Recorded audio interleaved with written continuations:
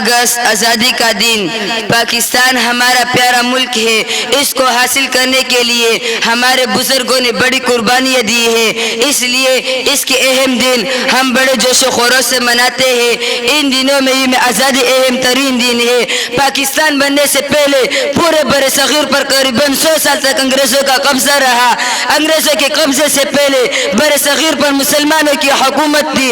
انگریزوں سے آزادی حاصل کرنے کے لیے مسلمان مسلسل کوشش کرتے رہے۔ اللہ تعالیٰ محنت کا پھل ضرور دیتا ہے۔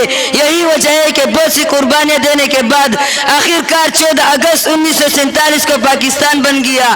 اس دن بر صغیر کے مسلمان انگریزوں کی غلامی سے آزاد ہو گئے اور اپنا ایک الگ ملک حاصل کرنے میں کامیاب ہو گئے۔ یہ ملک ہم نے اسلامی تعلیمات کے مطابق زندگی بسر کرنے کے لیے حاصل کیا ہے۔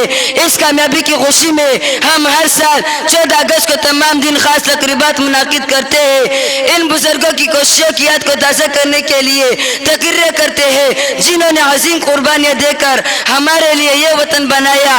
ان تقریروں میں اس بات پر خاص زور دیا جاتا ہے کہ ہم ان قربانیوں کو ضائع نہ ہونے دیں اور ملک کے چپے چپے کی حفاظت کریں۔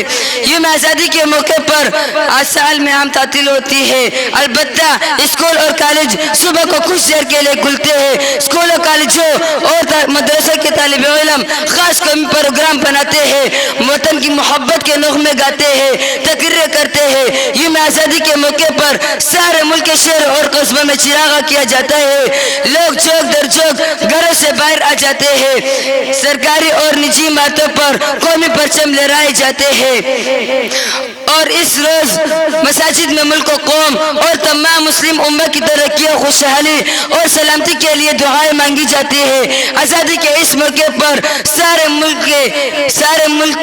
ملک کے سربراہان صدر پاکستان کو مبارکباد کا پیغام بھیجتے ہیں۔ یوم آزادی اور دیگر ایام پاکستان کی آزادی، سالمیت اور استحکام کی یاد تازہ کرتے ہیں۔